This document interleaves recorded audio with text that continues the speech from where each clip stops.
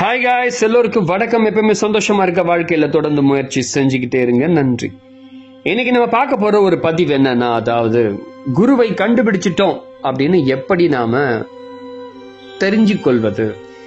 இப்ப நான் குரு கிட்ட போயிட்டு இருக்கேன், வந்துட்டு இருக்கேன், எப்படி இவர் தான் என் குருவா, கரெக்டா இருக்கா, இவர் தான் என் குருவா, குருநாதரா அப்படின்னு நம்ம எப்படி தெரிஞ்சுக்கிறது அப்படின்னு ஒரு சில விஷயங்களை நம்ம புரிஞ்சுக்கிட்டோம் அப்படின்னா, சரி இவர் தான் குருமாதர் அப்படின்னு நம்ம தெரிஞ்சுக்கலாம். சரி, அதாவது எப்படின்னா, குரு கிட்ட நெருங்கணும் அப்படின்னா ஒரு சீடனுக்கு ஒரு சில விஷயங்கள் தேவை. இந்த விஷயத்த நம்ம வச்சிருந்தோம் அப்படின்னா அவங்க கிட்ட நெருங்கும் போது நம்ம ஜாக்கிரதையா இருக்கலாம், பர்ஃபெக்டா இருக்கலாம், நம்மளுடைய சீடன் ஏத்துக்குவாங்க. அது என்னன்னா ஒரு 3 விஷயம். 1 அடக்கம், 2வது நம்பிக்கை, 3வது பக்தி. இந்த 3 விஷயம் ரொம்ப ரொம்ப ரொம்ப ரொம்ப இம்பார்ட்டன்டான இருக்கு. ஆனா நாம என்ன பண்றோம் அப்படின்னா, இந்த 3 விஷயத்த ஏதாவது ஒண்ணு நமக்கு குறைச்சலா இருந்துச்சு அப்படின்னா அவரை நாம தப்பா நினைப்போம். இதான் இதுல இருக்கக்கூடிய விஷயம். ஒரு குருமார் அப்படின்னு நம்ம முடிவு பண்ணிட்டு போறோம் அப்படின்னா இந்த 3 விஷயம் இல்லாம தயவு செய்து குரு அப்படின்ற ஒருத்தர்கிட்ட போகாதீங்க, விட்டுருங்க. அவரை குருன்னு எடுத்துக்காதீங்க. ஏதோ பேச சாதாரணமா பேச சொல்லிட்டு சாதாரணமா விட்டுருணும், அவ்வளவுதான்.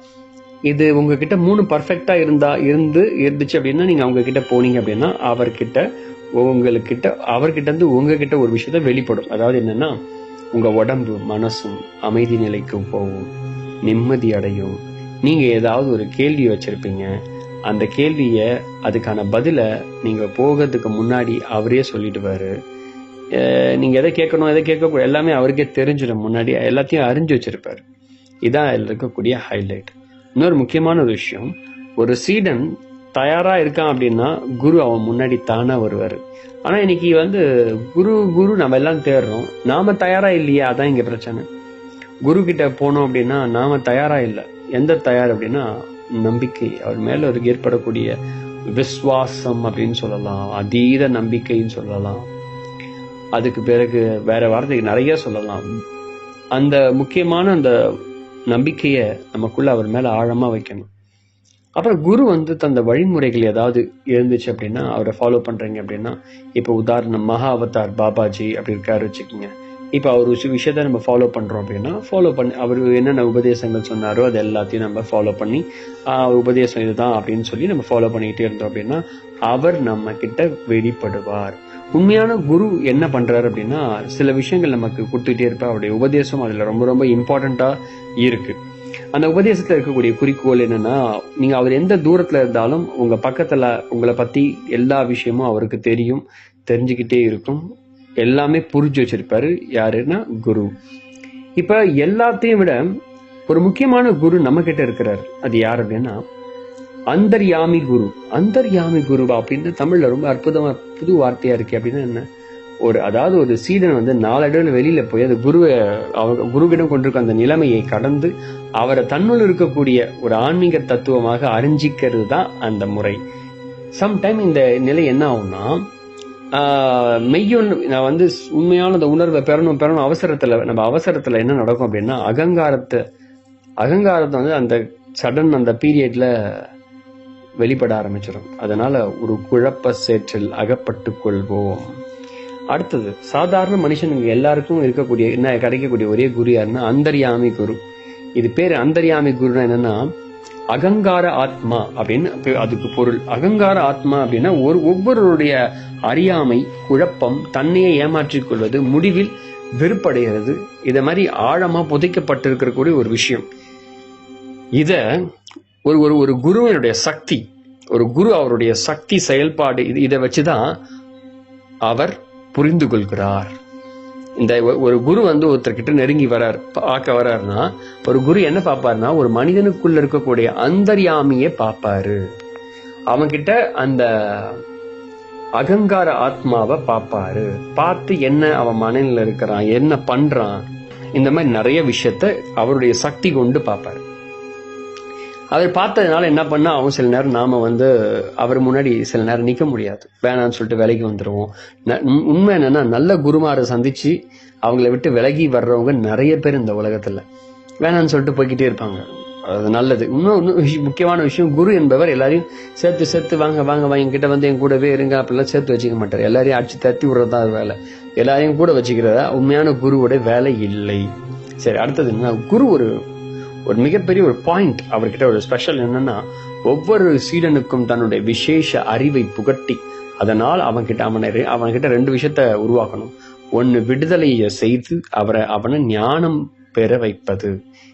முதல்ல இந்த உலகத்துல, இந்த ஆன்மீக உலகத்துல உன்னை பிறக்க வைக்கிறது தான் ஒரு குருவுடைய வேலை. அடுத்தது அவர்கிட்ட இருக்கக்கூடிய விசேஷ அறிவை ஸ்பெஷல், அவர் எப்படி நடந்துப்பாருன்னா, ஒரு ஆசாரியரை போல நம்ம கிட்ட நடந்து அந்த ஞானத்தை தருவார். ஞானம்னா என்ன நீங்க நினைக்கிறீங்க? ஞானம்னா அது மேல இருந்தது புதுசா வர்றதில்லை. அவருடைய குணம் தன்மை, தெய்வீக அந்த உண்மையை, தெய்வீக தன்மையை நம்ம கிட்ட வெளிப்படுத்தி அந்த வளர்ச்சியை நமக்குள்ள கொண்டு வருவார். அதாவது அவருடைய அந்த சக்தியை, அந்த அறிவை நம்ம கிட்ட பரிமாற செய்வார். குரு என்ன முடிவு பண்ணுவார்னா, அப்படி இருந்தா வாங்கிக்கோ, இந்த சக்தியை வாங்கிக்கோ அப்படிலாம் சொல்ல மாட்டார், அப்படிலாம் பண்ண மாட்டார். உன்னிடம் இருக்கும் முயற்சியும் உன்னிடம் உள்ள சங்கல்பத்தை வைத்தேன் இது நடக்கணும். அப்பதான் நீ இறைவனிடம் முழுமையா நெருங்க வைப்பார். இதை பேஸ் பண்ணி தான். அது எப்படி அவர் டிராவல் பண்ணுவார்னா, ஒரு வெஹிக்கல்ல ஒரு பைக் மாதிரி, ஒரு கார் மாதிரி, ஒரு ஃபிளைட் மாதிரி அப்படியே அழகா வச்சு அதில் மூவ் பண்ணிட்டு கொண்டு போயிட்டே இருப்பார். சார் நம்ம என்ன நினைக்கிறோம், சத்குரு யார்? இப்ப இங்க குரு அப்படின்ற சத்குருன்னு யாரா இருக்காங்களா? குருவை விட பெரிய ஆளா அவங்க? அதாவது குரு என்பவர், குரு தான் சத்குரு, வேற ஒன்றும் கிடையாது. அவர் முழுமையா தன்னை உணர்ந்துட்டார். அப்படிப்பட்டவர் அவருடைய செயலை, ஆன்மாவை வெளிப்படுத்தும். அவருடைய அறிவை பரிமாற்றம் செய்யும் பொழுது ஒரு அற்புதமான செயல்ல தொடருமா, இயற்கையாக தொடர்ந்துகிட்டே இருக்கும். அடுத்தது, குரு நமக்கு ஒரு வழிகாட்டியா இருக்கிறாரு. நிறைய வழி காட்டி நமக்கு புது விஷயத்த சொல்லி கொடுப்பாரு. அந்த வார்த்தைகள் மூலியமா நமக்கு உயிரை கொடுப்பாரு. அடுத்தது, ஒளியை நமக்குள்ள ஏற்படுத்துவார். நம்ம கிட்ட இருக்கக்கூடிய இருளை நீக்கி ஒளியை கொடுப்பார். முக்கியமா அடுத்தது என்னன்னா, குரு சும்மா சாதாரணமா உங்ககிட்ட வேலை எல்லாம் காமிச்சுமா வாப்பா போப்பா அப்படிலாம் சொல்ல மாட்டார். நீ என்ன சூழ்நிலை இருக்கு, உன்னுடைய பேட்டர்ன் எல்லாத்தையும் உடைச்சு சுக்குநூறா ஆக்குவார். அதாவது எல்லாமே ரொம்ப புரட்சியா இருக்கும். ஒரு குரு எப்பவுமே ஒரு வேலையை செய்யறாருன்னா புரட்சியா இருக்கும். நான் அப்படிதான் என்னுடைய உலகத்துல நானும் பார்த்தேன். உண்மையான குருமார்கள் அப்படிதான் இருக்கிறாங்க. ரொம்ப புரட்சியா இருக்கும். ஆனா அந்த புரட்சி உங்களுக்குள்ள நடக்கும். அந்த புரட்சி மூலமா பல விஷயங்கள் பயங்கரமா இருக்கும். அந்த புரட்சியை நீங்க வெளியே தூண்டியதான் பண்ண மாட்டீங்க. அது உங்களுக்குள்ள விழிப்புணர்வா மாற்றி நிற்கும். அகங்காரங்கள், காமம், அறிவுடை எல்லாத்தையும், குருட்டுத்தனம் எல்லாத்தையும் சோதிச்சு உங்களை ரெடி பண்ணுவாரு. அதுக்காக எவ்வளவு சக்தியை செலவழிப்பு செய்தாலும் அதை அவர் செஞ்சுதான் ஆவார். இதான் குரு கிட்ட இருக்கக்கூடிய ஒரு ஸ்பெஷல். அடுத்தது, குருவும் அவர் சீடன் இருக்கக்கூடிய ஒரு உறவு பத்தி, ஒரு எண்ணிலா ஒரு அற்புதமான ஒரு உறவு தான் குருவனுடைய சீடனுக்கும் உள்ள உறவு. கணவன் மனைவி உறவை விட ஒரு படி கூட உறவு அப்படின்னா இதுதான். இதுல இந்த உறவு சரியான முறையில இருக்கணும் அப்படின்னா, குரு என்ன பண்ணுவார் அப்படின்னா, ஒரு வேலையை செய்வார். அவனுடைய மயக்கத்தை போக்குறதுக்கு அவர் முதல்ல தயாராவார். அவங்ககிட்ட ஒரு மயக்கம் இருக்கும். மயக்கம்னா ஏதோ ஒரு வித மயக்கம், ஒரு மாயை ஏதோ ஒன்று இருக்கும் சீஷங்கிட்ட. அதை சரி பண்றதுக்கு தயாராவார். அப்படி தயாராகும் போதுதான் இங்க பிரச்சனை ஏற்படுது. இன்னைக்கு நிறைய பேர் நல்ல குருவை அடைஞ்சிட்டீங்க, ஆனா அவங்க கிட்ட நிக்க முடியல, ஓடிடுறீங்க. என்னன்னா, அவர் ஒரு சக்தியை கொண்டையும் அவருடைய கருணை இதெல்லாம் வச்சுட்டு ஒரு குணங்கள் அப்படியே வச்சு பொறுமையா செஞ்சுட்டு இருக்க மாட்டாரு. உங்களை அந்த மயக்கத்துல வெளியே கொண்டு வர்றதுக்கு கருணையெல்லாம் காட்ட மாட்டாரு. கோபம் வரும், சில நேரம் என்னென்னமோ செய்வாரு. நாம அதை தப்பாவே புரிஞ்சுப்போம். அது நம்ம கிட்ட தான் காமிப்பார், தனியா எல்லாருக்கிட்டையும் காமிக்க மாட்டார். தனியா ஸ்பெஷலா இருக்கும். அவர் இப்ப முன்னாடி இப்ப நான் இன்னொரு 10-15 நாளைக்கு உங்கள்கிட்ட கோவப்படுவேன், நீ அதை கண்டுக்காத, ஏன்னா டெஸ்ட் பண்ண போறேன் இப்ப, ஆனா நீ ஜாகிரதையா இருந்துக்கோ அப்படிலாம் சொல்லிட்டுலாம் செய்ய மாட்டார். அதையே அடிச்சு செஞ்சுக்கிட்டே இருப்பார். குரு கசப்பை வெளிப்படுத்தி கொண்டே இருப்பார். ஆனா இன்னைக்கு இருக்கக்கூடிய குருமார்கள் இனிப்பை மட்டும் வெளிப்படுத்தி கொண்டே இருக்கிறார்கள்.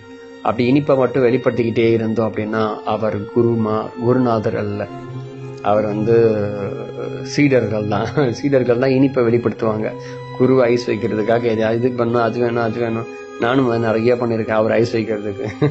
ஆனா குரு அதை பெருசாவே எடுத்துக்க மாட்டார். நம்ம ஏதாவது கொடுத்தாலும் பெருசாவே எடுத்துக்க மாட்டார், பெரிய விஷயமாவே எடுத்துக்க மாட்டார். ஆனா அந்த செயல்பாடு என்ன ஆகும்னா, சீடன் நசுக்கப்படுவான். இதான் உண்மை.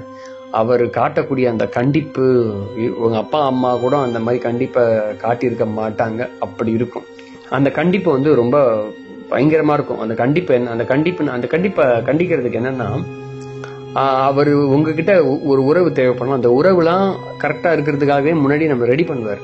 அது என்னன்னா, தவறான புரிதல், கற்பனை, மயக்கம், இந்த 3 விஷயத்திலிருந்து விடுதலையை செயல்படுத்தி மாத்துவார். இது இயற்கை தான். அந்த இயற்கையே என்ன பண்ணுவார், அவருக்கு அவனுக்கு தேவைப்படும் போது அதை செயல்படுத்துறதுக்காக ஒரு சில சூழ்நிலைகளை அமைச்சு அவர் தானாவே மாத்துவாராம். இதுதான் குருவுடைய அதிகாரம். ஸோ குருவை எப்படி கண்டுபிடிக்கிறதுனா இப்படிதான் கண்டுபிடிக்கிறது. நீங்க அவரை பார்த்துட்டு ஓடி போறதெல்லாம் இல்லை. ஏன் சொல்றேன்னா அவர் அப்படிதான் நடந்துப்பாரு. இதான் உண்மையான குருவுடைய குவாலிட்டி. குருக்கு சக்தி எல்லாம் நிறைய பேர் குருவிடம் போய் சக்தியை எதிர்பார்க்கறாங்க. குருவிடம் சென்று குணங்களை எதிர்பாருங்கள். அவங்க கிட்ட இருக்கக்கூடிய குணங்களை எப்படியாவது நம்ம கிட்ட எப்படியாவது உறிஞ்சிக்க பாருங்க. ஏன்னா அதுதான் வேல்யூபிளான ஒரு விஷயம். என்னால என் குரு கிட்ட ஆரம்பத்துல அவர்கிட்ட இருக்கக்கூடிய சக்தி நிலையும் சித்தி நிலையையும் ஒரு அற்புதமான ஆற்றல்களையும் பார்த்து பிரமிச்சு போனேன்.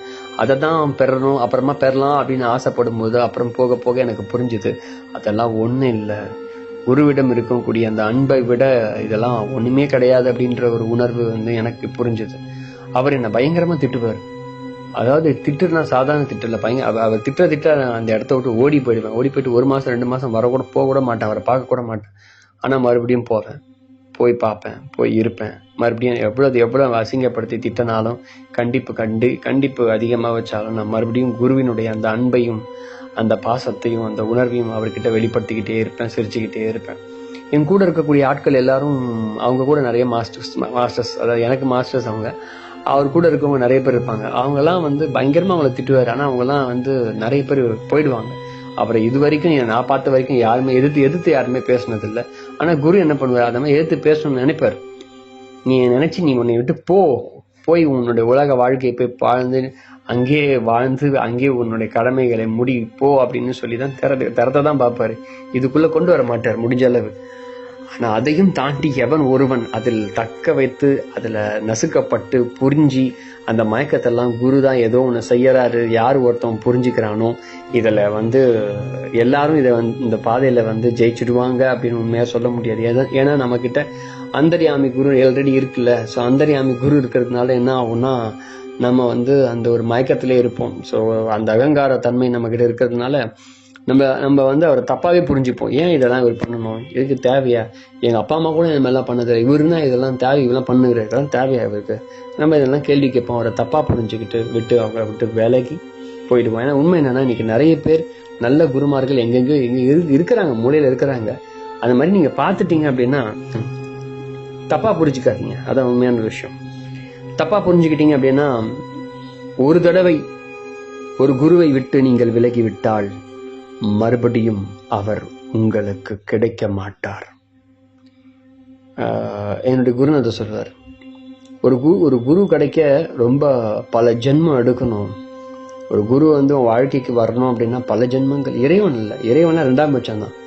இது யாருடைய அனுபவம்னா என் குருவுடைய அனுபவமா. அவர் வாழ்க்கையில அவருக்கு ஒரு குரு கிடைச்சிருப்பார்ல, அவர் குரு கூட அவர் குருவை பத்தி சில விஷயங்கள்லாம் பயங்கரமா பேசுவார். என் குரு இப்படி இருந்தாரு, நான் அவர்கிட்ட அப்படி இருந்தேன், நிறைய விஷயங்களை சொல்லிக் கொடுப்பார். அப்ப அவர் சொல்லிக் கொடுக்கும்போது சொன்ன விஷயம் ரொம்ப அற்புதமான சில தகவல்கள் எனக்கு கொடுத்துச்சு. அப்ப குருவுடைய குணங்கள் தான் ரொம்ப ரொம்ப இம்பார்ட்டன்ட். ஸோ அதுக்குள்ள ரொம்ப ஆழமா நம்ம போனோம் அப்படின்னா அவராகவே நாம மாற்றப்படுவோம். ஆனா அவர்கிட்ட நிக்கிறதுக்கு ரொம்ப கொஞ்சம் கஷ்டம். சரி, இதெல்லாம் ஏன் நம்ம வாழ்க்கையில பண்ணணும்? குரு வந்தா நமக்கு என்ன கிடைக்குது, என்ன நம்ம அனுபவிக்கிறோம்? ஒன்னே ஒண்ணுதான், இவர் நம்மை இறைவனிடம் கூட்டிக் கொண்டு போய் விடுவார். ஏன்னா இறைவன் கிட்ட கூட்டி போறதுக்கு என்னன்னா இறைவன் வெளியில இல்ல, அவர் உள்ள இருக்கிறாரு. சோ உள்ள கூட்டு போறதுக்கு ஒரு ஆள் வேணும்ல, அதாவது ஒரு வாகனம் வேணும். அந்த வாகனத்துக்கு பெட்ரோல் டீசல் அது இதுவும் போட்டு ரெடி பண்ணி அது போனாதான் அது தூரம் போகும். அது மாதிரி அந்த டீசல் வண்டிக்கு பெட்ரோல் அதெல்லாம் பாத்தீங்கன்னா உங்களுடைய குணங்கள், உங்களுடைய செயல்பாடுகள், அதுதான் உங்க சக்தி. அதெல்லாத்தையும் மாத்தி அதுக்கு பிறகுதான் உங்களுக்குள்ள இருக்கக்கூடிய கதவு தன்னால் திறக்கப்படும்.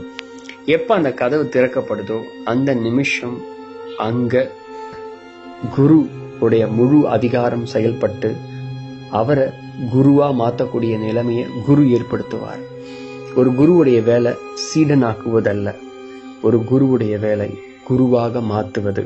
அதுதான் உண்மையான குருவுடைய வேலை. நீங்க அந்த மாதிரி குருவை உங்க வாழ்க்கையில பார்த்துட்டீங்களா? இந்த மாதிரி கொண்ட சில முக்கியமா குருவுக்கு சக்தி எல்லாம் நீங்க பார்க்க கூடாது. ஒரு குரு கிட்ட போய் பல சக்தி புத்தி எல்லாம் பாத்தீங்கன்னா வேஸ்ட். ஏன்னா எல்லா குருவும் அந்த மாதிரி மேஜிக்கை தான் காமிச்சிட்டு இருக்காங்க. அதனால வேஸ்ட். அவருடைய குணத்தை பாருங்க, அவருடைய அன்பை பாருங்க, அவருடைய அரவணைப்பு பாருங்க, அவர்கிட்ட இருக்கக்கூடிய ஒரு உள்ளம், அந்த ஒரு உள்ளத்தை பார்க்கும்போது குழந்தைய தாண்டின ஒரு உள்ளமா இருக்கும். அதான் அந்த இறைநிலையுடைய அற்புதம். அது உங்ககிட்ட என்ன ஆகும்னா அப்படியே தட்டி தாவி அப்படியே உங்ககிட்ட ஒட்டிக்கும். ஒரு முறை அவர்கிட்ட இருந்து ஒட்டிக்கிச்சு அப்படின்னா அது ஒரு தடவை தான் அந்த இன்சிடென்ட், அந்த எக்ஸ்பீரியன்ஸ் ஒரு தடவை தான். அது வாழ்நாள் முழுக்க தொடர்ந்துகிட்டே இருக்கும். நாள் போக ஒருபோதும் அது உங்களை விட்டு போகவே போகாது. இதுதான் குருவை தெரிஞ்சுக்கிற முறை. இப்படிதான் குருவை நீங்க இப்ப அறிஞ்சிக்கிற முறை. இப்ப நீங்க இந்த மாதிரி விஷயங்களை நீங்க உங்க குரு கிட்ட பாக்குறீங்க, அவர்கிட்ட இருக்குது அப்படின்னா, சூப்பர், நல்ல குரு கிட்ட நீங்க போய் செட்டில் ஆயிட்டீங்க அர்த்தம். அவர் அப்படியே பிடிச்சிக்கிட்டு அப்படியே பின்னாடி போய்கிட்டே இருங்க. அவங்க நல்லது மட்டும்தான் செய்வாரு. அந்த நல்லது செய்வார் நினைச்சு போய்கிட்டே நம்ம பின்னாடியே போய்கிட்டே இருக்கணும். உண்மையான குரு உண்மையா நல்லது மட்டும் தான் செய்வார். ஒரு சீடனுக்கு இன்னைக்கு வரைக்கும் அவர் கூட பல வருஷங்கள் வாழ்ந்திருக்கேன் என் குருநாதர். எனக்கு ஒரு நாளும் அவர் கெடுதி செஞ்சதே இல்லை. ஏன்னா அவரால் அதை செய்ய முடியாது. ஏன்னா என் வாழ்க்கையில வளர்ச்சியை மட்டும்தான் நான் பார்த்துருக்கேன். கெடுதியா ஒரு விஷயம் என் குரு எனக்கு செஞ்சுட்டாரு அப்படின்னு ஒண்ணுமே கிடையாது. அவர் செய்ய மாட்டாரு. நான் ஒன்றுல நின்னேன். என்னன்னா அவர் கண்டிப்புல நின்னேன். அங்கேயே அழுவேன், அங்கேயே கதறுவேன், அங்கேயே அப்படியே தூங்கிடுவேன், படுத்து அழுது தூக்கிடுங்க. அந்த மாதிரிலாம் பண்ணியிருக்கேன். அவர் என்னை திட்டாருன்னு பல வருஷங்கள் அந்த மாதிரி நடந்திருக்கு. ஆனாலும் அவரை விடலை. ஏன்னா அவருடைய அன்பு என்னை கொண்டுகிட்டே இருக்கும். அப்படியே ஒரு மாதிரி என்னவோ செஞ்சுக்கிட்டே இருக்கு. இப்ப வரைக்கும் என் குருநாதருடைய அன்பு என்னை கொண்டுகிட்டே தான் இருக்கு. அவரை எனக்குள்ள ஏதோ ஒன்று செஞ்சுக்கிட்டே இருக்கு, அவ்வளவுதான். இதெல்லாம் குருவிடம் இருக்கக்கூடிய ஒரு நிலைப்பாடு. அந்த அன்பு பியூரஸ்ட், அந்த லவ் ஒரு குருவிட்டம் இருந்து பரிமாற்றம் படும். நீங்க குருவிட்ட போய் என்ன கத்துக்க போறீங்க? நிறைய பேர் குரு கிட்ட போய் என்னமோ கத்துக்க போவாங்க. அந்த இது அதெல்லாம் வேஸ்ட், ஒன்றும் வேலைக்கு ஆகாது. அவர்கிட்ட இருக்கக்கூடிய இறையின் அன்பு அது உங்ககிட்ட அப்படியே உங்ககிட்ட நாம நினைக்கிற மாதிரி அந்த கற்பனையில உருவாக்கப்பட்டதை நாம நினைக்கிறோம் அன்பு இப்படி அப்படி அப்படின்னு. ஆனா அத குருவிடம் இருந்து அனுபவிக்கும் போது அந்த அன்பு வேற மாதிரி இருக்கு. உண்மையாவே குருவிடம், நல்ல குரு கிட்ட நீங்க அனுபவிச்சீங்கன்னா அந்த அன்பு வேற. அது அதுக்கு நிகரா எந்த ஒரு ஆளையும் உங்களால வைக்க முடியாது. என்னால இன்னைக்கு வரைக்கும் வைக்க முடியாது. எனக்கு என் அப்பா அம்மாவை கூட என் குருவுக்கு நிகரா என்னால வைக்க முடியாது. ஏன்னா அது வேற மாதிரி. ஆக்சுவலி அது வேற மாதிரி. அதுக்கு வார்த்தைலாம், அதுக்கு கஷ்டப்பட்டு சொல்லணும், வார்த்தைகளை எடுத்து சொல்லணும். அது உணர்வு சார்ந்த ஒரு உணர்வுகள், அதை எடுத்து வார்த்தைகளா சொல்ல முடியாது.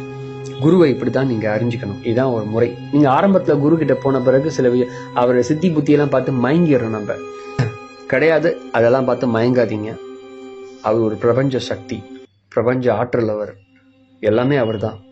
அவர்கிட்ட என்ஜாய் பண்ணிக்கிட்டு ஜாலியா பேசிட்டு இருக்க அதெல்லாம் கிடையாது.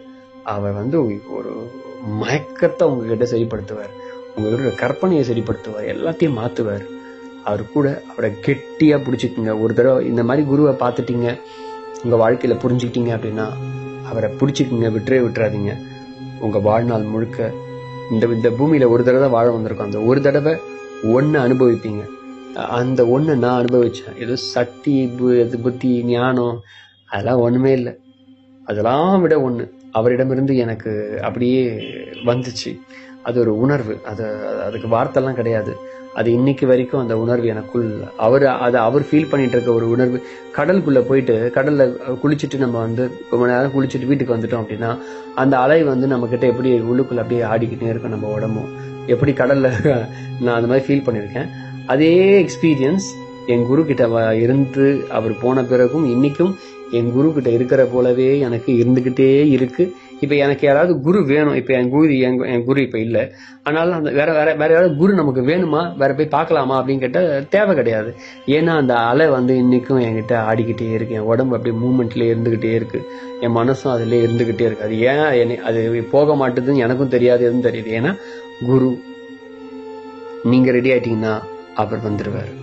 நீங்க ரெடி ஆகிறதுக்கு தயாராகுங்க. இப்ப நான் சொன்ன விஷயங்கள்லாம் ரெடி ஆகுறது சாதாரண வேலை கிடையாது. ஒரு தடவை இறங்கிட்டோம் அப்படின்னா திரும்பி பார்க்க கூடாது. இந்த பாதை குரு கிட்ட நெருங்கி போற பாதை வேற மாதிரி ஒரு வாழ்க்கை. அந்த வாழ்க்கைக்கு நீங்க சரண்டர் பண்ணிட்டீங்கன்னா அது ஒரு வேற உலகம். ஏதோ படிச்சு புரிச்சு தெரிஞ்சு கத்துக்கிட்டு பேசுறதெல்லாம் விட குருவிடம் இருந்து பேசுற ஒரு விஷயங்கள், உணர்ற விஷயங்கள் அது வேற, அது எக்ஸ்ட்ராடனரியான விஷயங்கள். அவர் ஒன்று எந்த ஒரு ரிலிஜனும் சாராதவர், உண்மையை சொல்றவர், உடைச்சு சொல்றவர், மனிதர்களை மதிக்கிறவர், முக்கியமா மனிதனுக்குள் இறைவனை அனுப்புகிறவர். இறைப்பனை அனுப்புகிறவன் சொல்றது தப்புதான், அதாவது இறைவன் உள்ள இருக்கிறத காண்பித்து கொடுக்கிறவர், அதான் அவருடைய வேலை. நன்றி. அடுத்த பதிவு வித்தியாசமாக சந்திப்போம். வேறு ஒன்று பிடிச்சிருந்தா சப்ஸ்கிரைப் பண்ணுங்க. புதுசாக பார்க்குறீங்கன்னா மறக்காம ஷேர் பண்ணுங்க.